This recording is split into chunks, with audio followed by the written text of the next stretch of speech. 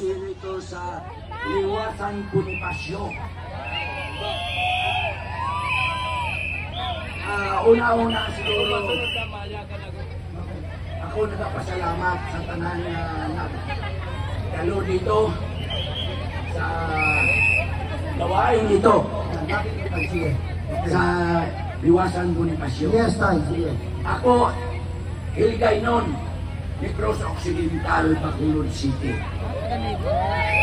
Ako karon ari diri sa inyong katubangan mga kauturan. Isa ako sa membro sa Kingdom of Jesus Christ. Hallelujah. Lima ang akong anak. Ipaaral ni Pastor Apollo Tutuloy. Ipaaral sa ipakuha sa theology. Ipatapos ni Pastor sa librarian.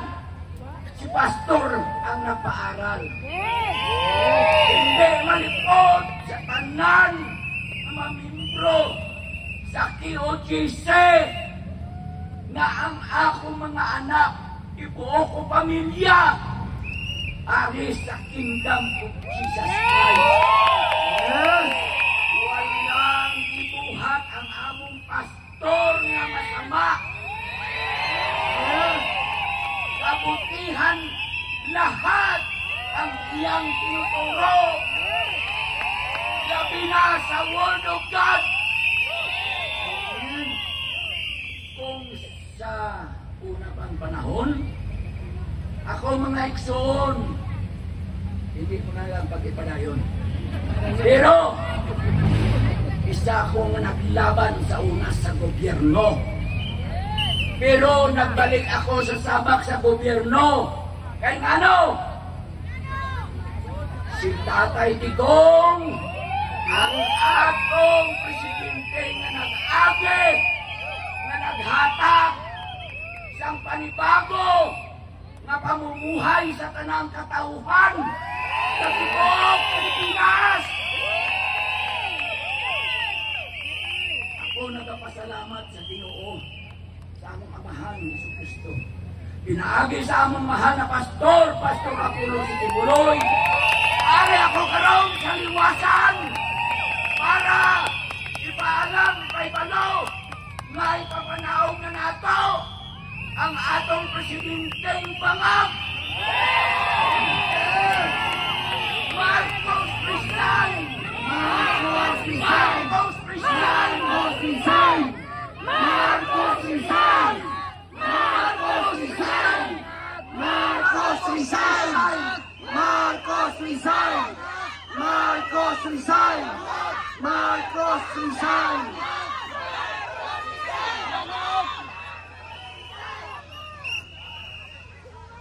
Madamong masalamat sa inyong mga kauturan nga ari karon. Napakawalang hiya! BBM! Patanggihan niyo ako! Ito masasabi ko sa'yo! Kundangang panis ka! Kundangang panis! Ano pa? Lumayas ka na dyan! Kaya po ako naninindigan dito.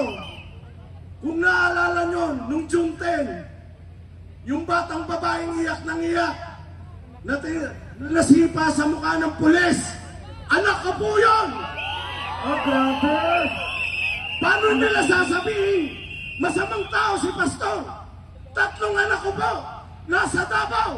Lahat, si Pastor ang napapaaral. Yan po ang nagpapatunay kung ano po si Pastor Tutuloy. Pastor, nasaan ka man? Hanggang kamatayan, ipagkalaban ka namin. Ayan po. Sa imong tanan. Yes, good evening sa inyo lahat. Actually, hindi ako sanay sa ganitong pananalita sa inyong harap. Gusto ko lang ilabas ang kung ano yung nararamdaman ko. Yes, sige po.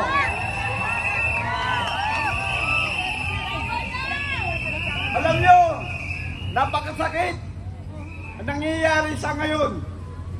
Alam niyo, yung kahapon, halos akong umiiyak sa harap ninyo sa aking pagbablog. Ramdam ko habang nagsasalita si Sarah, ramdam ko ang puso niya para sa atin.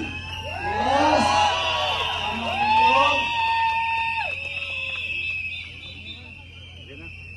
Sir, Okay. pwede po kang mag-Bisaya kayo para sa mga kababayan natin na... Actually, waray ako, waray. Sige po, waray. Santang waray po. Waray-waray na yak sa iyo na kanan. Waray-waray mo na sila. Unahin man ka mo, dapit! Sabay-sabay na dili sa liwasang Bonifacio! Mga kababayan! Ito na ang panahon natin! Yes! Pinay na ang oras ni BBM! Ayan po, isang vlogger po natin ang papatunay kung paano po talaga siya na... Sobrapahing kabudol, ka animal! Animal! Kaya ko, taga-Tacloban, waray-waray ini!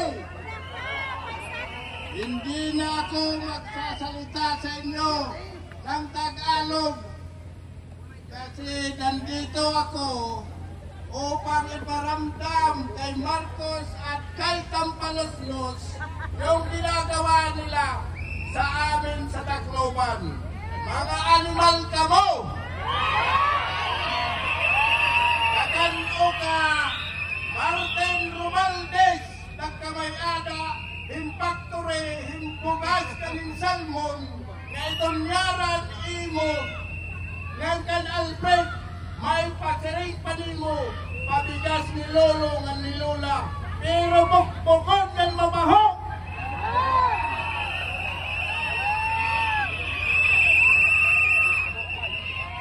Pag-i-eleksyon Tacloban, maasarin ka, Alfred Romualdez, Martin Romualdez, pera-pera lang yan, madadala natin yan sila.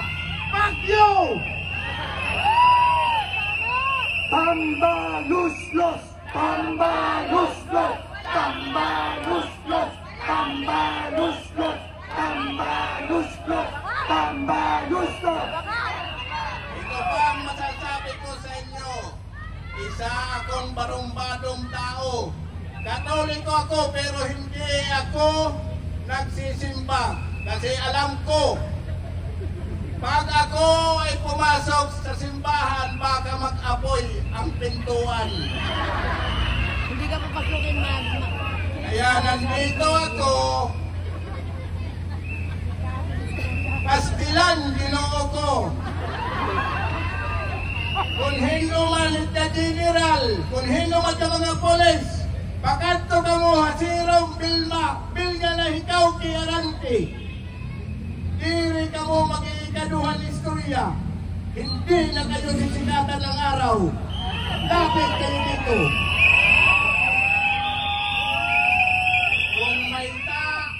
Kung may pabumba-bumba kayo, may patergas-tergas kayo, sa amin hawaray. At amon dito, tergas, tae na pinutos. At amon dito, water cannon, usa ka bulan na usa ka simana tapos tatakyahay yung mga pulis ka mo. Mga animal ka mo!